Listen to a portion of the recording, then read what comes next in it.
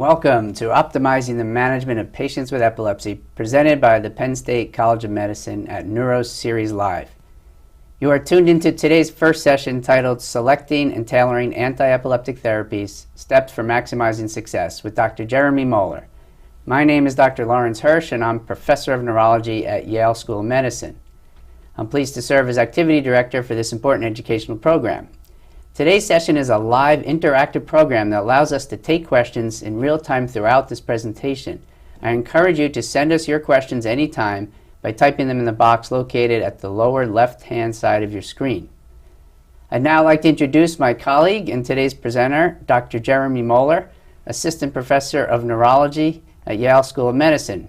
Jeremy, thank you for joining us today. Larry, I'm happy to be on the first episode of the Hirsch Report. That's the Hirsch Report, but thank you very much. So let's jump right in.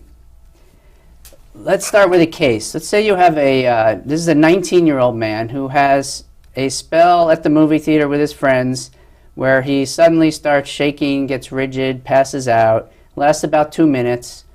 He's amnestic for the whole thing, had no warning, and he comes to the emergency room and hasn't had anything like this before. So what's your general approach and what's the differential diagnosis for this? Yeah, Larry, I think that my general approach to this is to ask one question first, and that is, was this a seizure? And while that's maybe an obvious question to ask, it's one that I think needs to be addressed before we can move on to any additional steps.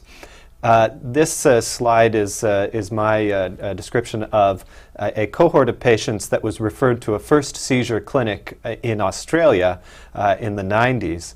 And these were patients whose referring providers all thought were having epileptic seizures. And you can see that after being evaluated, only about 2/3 of the people ended up having true epileptic seizures.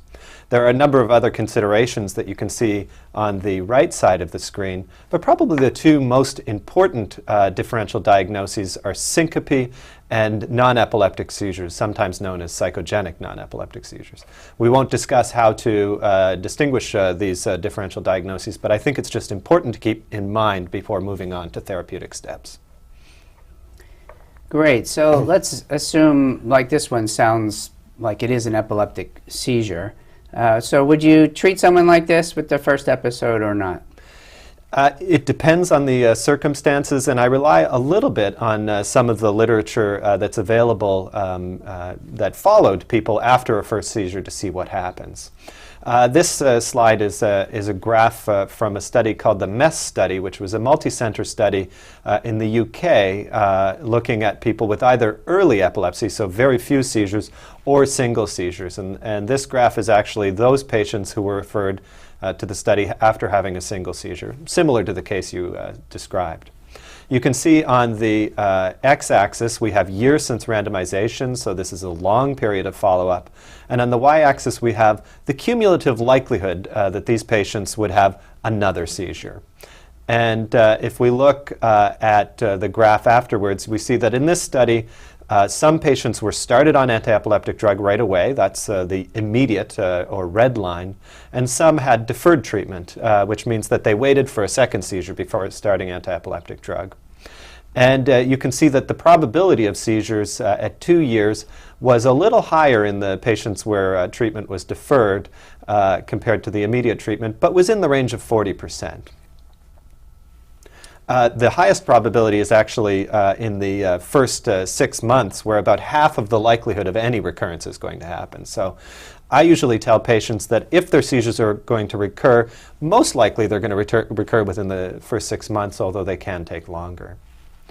And this is just another table to point that out. And again, in both the immediate and delayed treatments, you can see that if you look at the risk of recurrence at subsequent time points, so in this case, if you look at the risk of recurrence, if somebody had a first seizure and then has gone 6 months without any seizures, you see that the risk is quite low at that point, 14% in those that were treated and 18% in those that weren't. If somebody goes a whole year after their first seizure without a subsequent seizure, you can see that the risk is very low, less than 10%. So often we wait, and I tell patients that the longer that they've gone without a seizure, the less likely they're going to have another one. So some people have tried to relate that to driving risk? How do you relate that? And is there some kind of rule of thumb of what risk would be reasonable to let someone drive?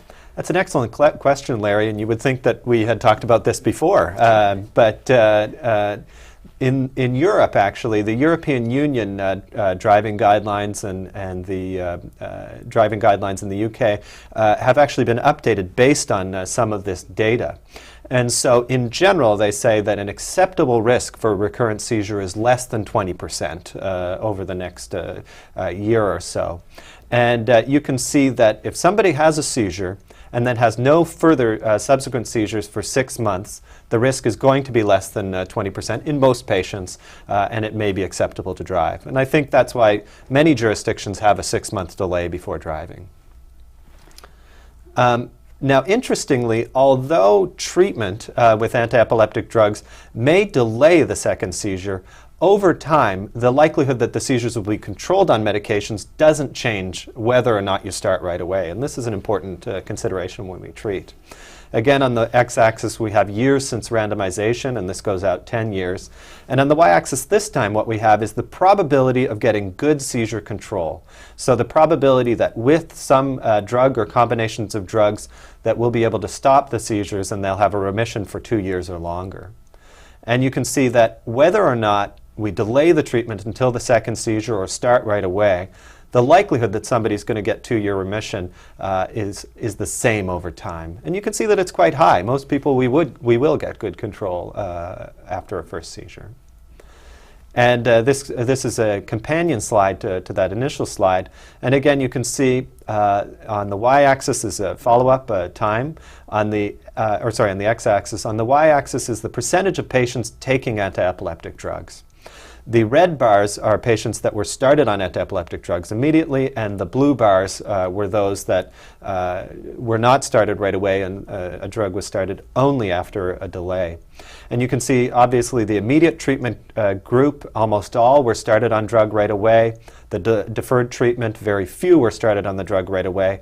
But you can see that the red bars get smaller and smaller, indicating that those that were started immediately, some of them stopped medication and remained seizure-free, and those that had delayed treatment, over time, some of them started, so that 6 to 8 years out, you see similar numbers of people on drugs. Okay, so in the long run, it doesn't matter whether you start immediately or wait for a second seizure. So really the decision is about, is there going to be another seizure, the second one? So are there any clear risk factors we know for that? Yeah, there are a number of risk factors, but I think the two most important prognostic indicators are findings on EEG and findings on either examination or neuroimaging. And I think this is why most of us would recommend that after a first definite unprovoked seizure, that besides a history and careful clinical examination, EEG and MRI should be performed in practically every patient to assess risk of recurrence. And I'm just pointing out, for interest's sake, one of the findings that you might see on MRI. This is a coronal T2 sequence of a patient with epilepsy. And you can see that on the left side, which is on the right side of our screen, that the hippocampus is very small. You see the arrows pointing it out. And you see some other features that can indicate mesial temporal sclerosis, a common cause of refractory temporal lobe epilepsy. And then these are a few other features of mesial temporal sclerosis, again, for our viewers to review at their leisure. We'll point out that that is often missed on outside MRI scans, and either because there weren't thin coronal slices done or just based on the radiologist's expertise and familiarity with it. So this patient comes in with one seizure.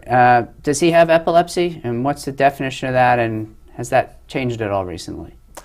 Well, again, the timing of this talk is great because very recently the International League Against Epilepsy, a task force of the International League Against Epilepsy, has come up with a practical definition of epilepsy. There's been a sort of theoretical definition of epilepsy that has existed for a few years, but it's been difficult to apply in the clinical setting.